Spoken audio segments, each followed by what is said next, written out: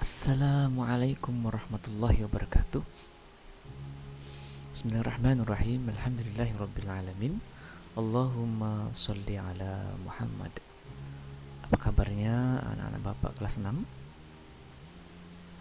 Semoga Bapak temui semua dalam keadaan sehat walafiat.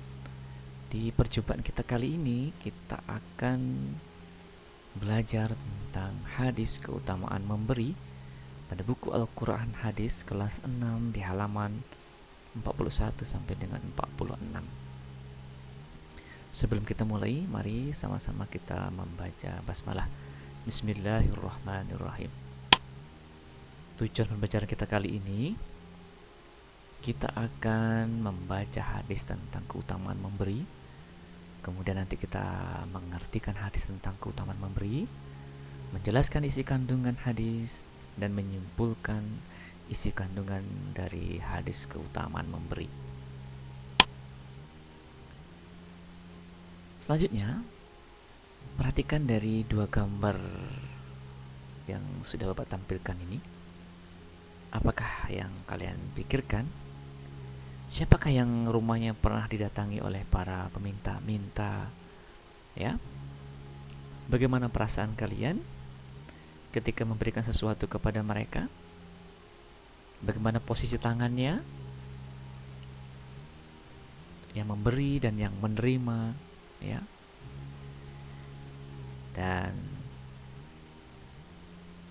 tentu setelah ini kita akan coba bahas, ya. Tapi sebelum itu kita simak terlebih dahulu tentang hadis keutamaan memberi. Bismillahirrahmanirrahim. An Abdullah bin Umar radhiyallahu anhu Rasulullah sallallahu alaihi wasallam qaal. Dari Abdullah bin Umar radhiyallahu an bahwasanya Rasulullah sallallahu alaihi wasallam bersabda, al-yadul ulya, ya, tangan di atas, ya, khairun, lebih baik minal yadis sufla, daripada tangan di bawah. Lihat di sini,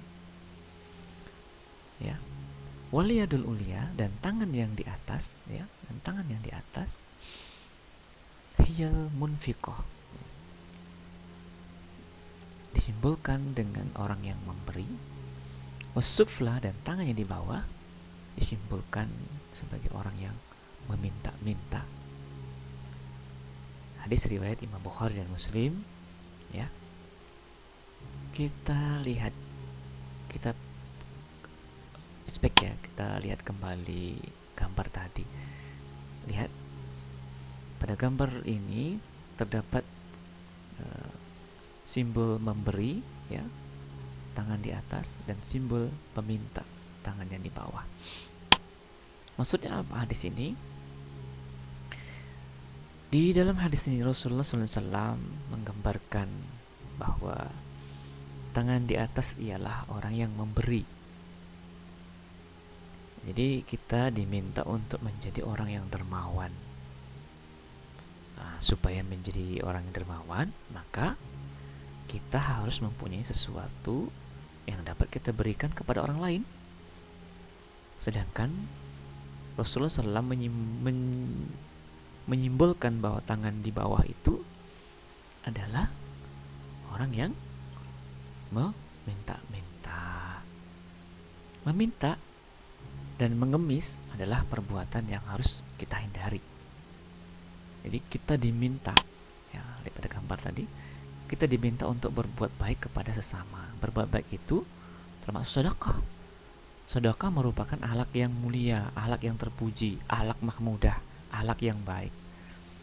Kita harus tebarkan kebaikan kepada sesama, kepada teman, kepada tetangga, kepada saudara. Kebaikan akan membawa kepada ketentraman dan kedamaian, dan perpecahan atau permusuhan akan terhindar dengan adanya persatuan, saling memberi hadiah, ya. Dengan bersedekah harta, apakah harta kita tidak berkurang?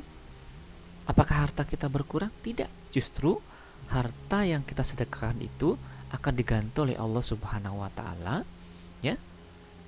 Akan diganti oleh Allah Subhanahu wa taala dengan 10 kali lipat. maka bersedekah harus dengan hati yang ikhlas, ya, tanpa mengharapkan imbalan dari orang yang kita beri. Bersedekah tidak boleh dengan caci maki. Misalnya ini ada yang meminta kita usir dari rumah kita, ngapa minta-minta kerja sana, nah, itu namanya mencaci maki, tidak boleh. Jadi kita memberikan sedekah itu kita mengharap ridho dari Allah Subhanahu wa taala. Kemudian dalam bersedekah itu kita tidak boleh pilih kasih. Meski kita memberi itu bukan kepada orang yang berhak, ya, atau orang yang tidak berhak menerimanya, ya. Orang yang menerima sedekah dengan senang hati dan dia akan mendoakan kita. Para malaikat juga ikut mendoakan orang yang bersedekah, ya, supaya orang yang memberikan sedekah mendapat ganti yang lebih baik. Harta yang kita belanjakan di jalan Allah Subhanahu wa taala, ya, itu akan Allah berikan berlipat ganda pahalanya, dan juga Allah ganti dengan 10 kali lipat. Maka oleh karena itu kita tidak boleh kikir, ya, karena kikir itu adalah akhlak mazmumah atau akhlak yang tercela. Allah akan memberikan siksaan bagi orang yang kikir, ya, dan akan memberikan siksaan yang berat nanti pada hari kiamat. Hartanya akan dikalungkan pada lehernya. Harta yang kita punya itu, ya, hendaknya kita belanjakan di jalan Allah. Jangan takut miskin, karena harta yang kita sedekahkan itu sejatinya adalah milik kita, ya, sejatinya adalah milik kita. Oleh karena itu, timbulkan rasa kasih sayang, ya, terhadap orang yang tidak mampu, ya. Dan orang yang dermawan itu akan dicintai oleh Allah Subhanahu wa taala.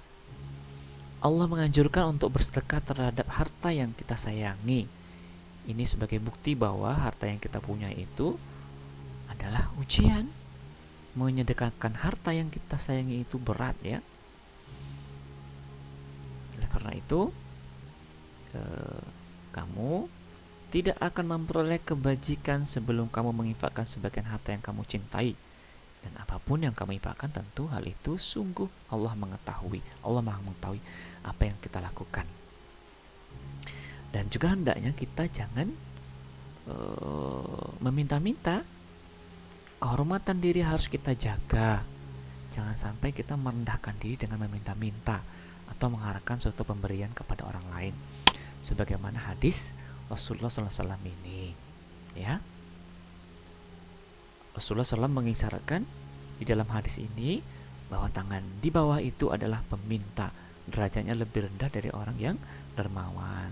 Orang yang menjadi dermawan, orang yang supaya kita menjadi dermawan, maka kita harus bekerja keras, ya. Allah memerintahkan kepada kita untuk selalu bekerja keras, karena karunia Allah di muka bumi ini harus kita cari. Jangan sampai kita bermalas-malasan.